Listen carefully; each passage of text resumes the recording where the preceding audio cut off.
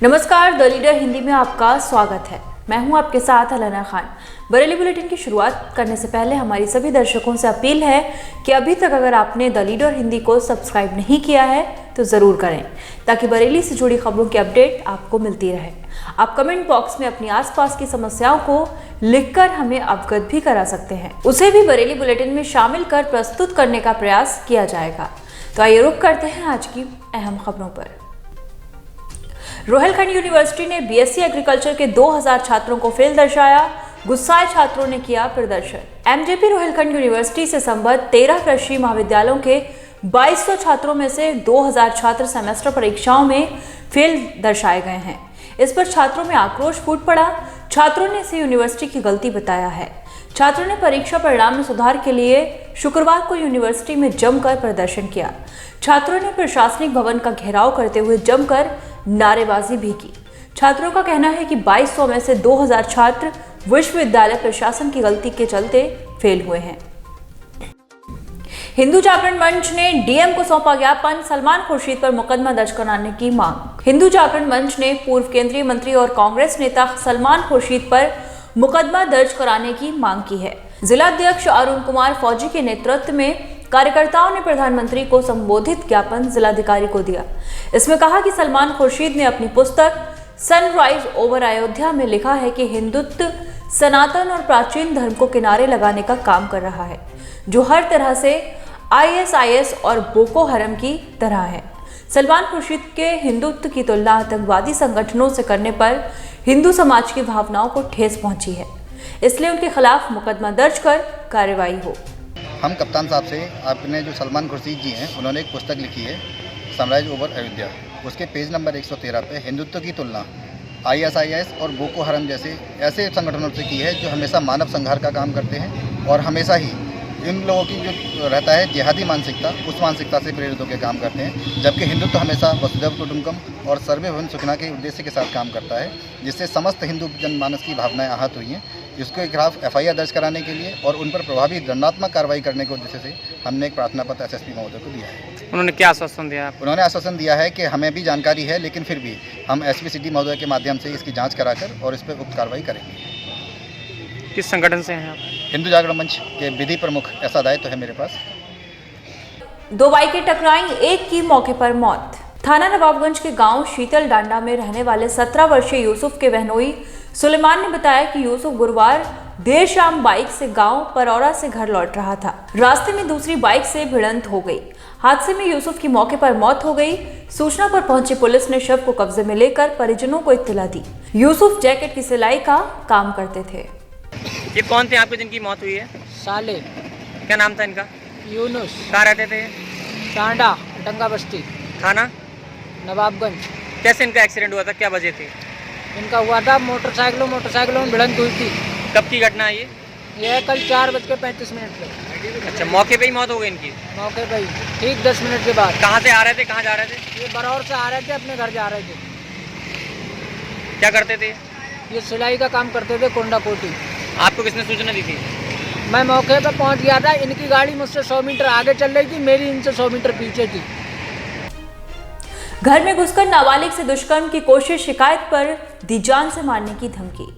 थाना सुभाष नगर निवासी एक व्यक्ति ने शुक्रवार को एसएसपी से शिकायत की है कि 11 नवंबर को उसके ससुर की मौत हो गई थी।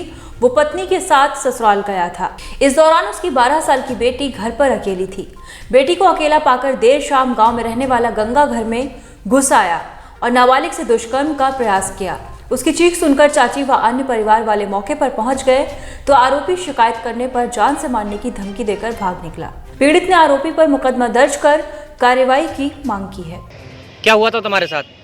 हमारे मम्मी पापा नहीं थे, एक लड़का हमारे घर में उतरा। क्या नाम था लड़के का? गंगा। कहाँ रहता है? वहीं रहता है, पड़ोस में। हमारे साथ छेड़खानी गए थे, मम्मी हमारी करवाना गई थी। कब की घटना है ये? शाम की, कल शाम।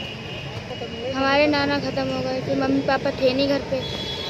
इसकी थाने गई थी आप शिकायत करने? क्या हुआ? चौकी गए थे, चौकी वाले।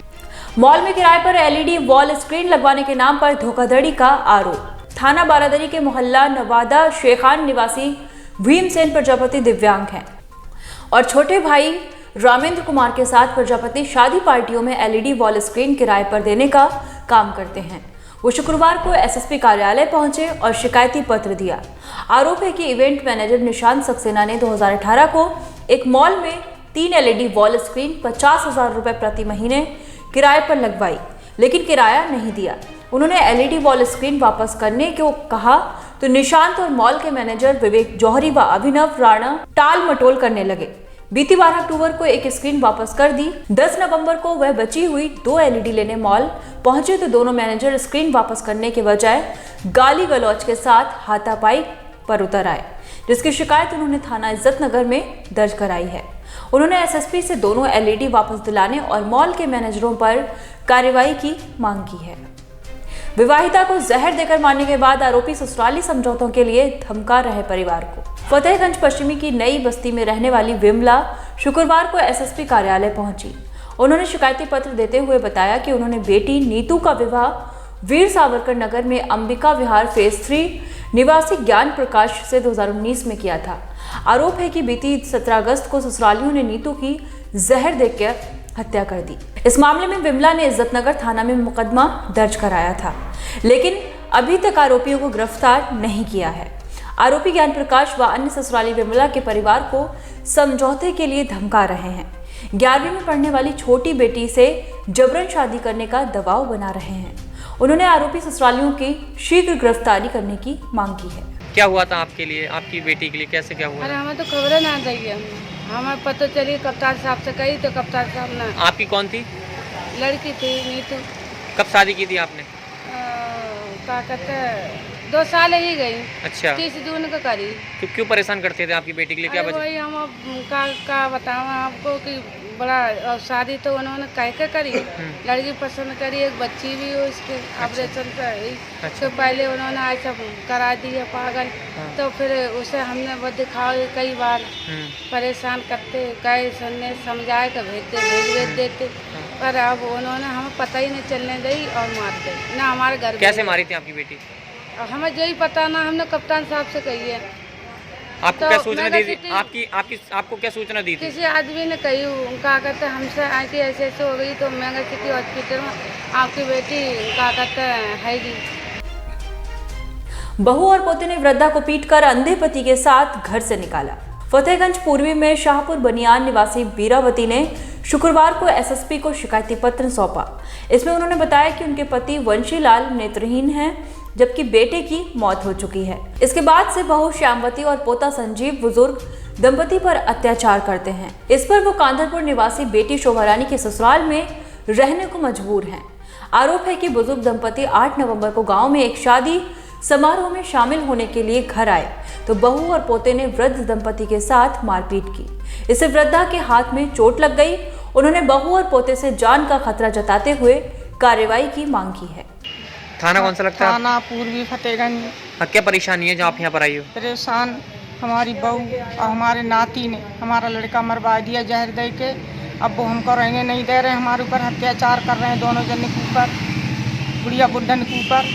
वो आँखन से अंधे बेकार पड़े, मैं बेकार पड़ी और मेरा हाथ ऐंठ के तोड़ दिया है। बहू ने घर में से निकाल दिया दोनों को। इसकी शिकायत आपने थाने में की थी जाके? थाने में शिकायत माने करी, 100 नंबर बाद पुलिस वाले आए तो मुझसे तो कुछ नहीं कही, मगर उसको डांट के चले गए, उसका नंबर ले गए। अयूब खां चौराहा से चौपला की ओर जाने वाली रोड पर सीवर खुदाई से राहगीर परेशान। अयूब खां चौराहा से चौपला की ओर जाने वाले रोड पर इन दिनों सीवर खुदाई का काम चल रहा है। इससे रोड से गुजरने वाले राहगीरों को काफी दिक्कत का सामना करना पड़ रहा है।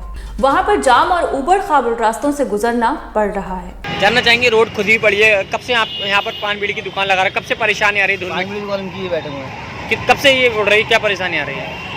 वही सीवर की लाइन सीवर लाइन खुली थी, अब से खुला हुआ है। तो अभी तक नगर निगम ने कोई इस पे पानी आने का छिड़काव होता है, नहीं होता है? कुछ नहीं होता है, कुछ नहीं होता है, कुछ नहीं होता है। गांधीपुरम सिद्धार्थनगर के लोगों ने जन समस्याओं को लेकर मेयर को सौंपा ज्ञापन। वार्ड नंबर 46 के मोहल्ला गांधीपुरम सिद्धार्थनगर में रहने वाले लोग शुक्रवार क्षेत्र की प्रमुख जन समस्याओं को लेकर नगर निगम पहुंचे, जहां मेयर उमेश गौतम को ज्ञापन सौंपा।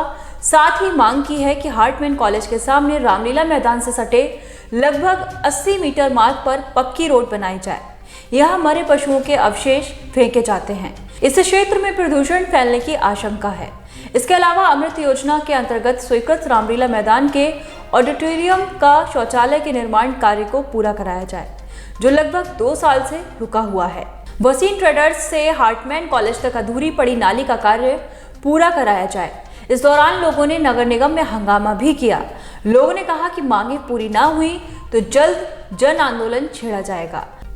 और फिलहाल बरेली बुलेटिन में इतना ही। बाकी तमाम खास खबरों के लिए बने रहिए द लीडर हिंदी के साथ। नमस्कार।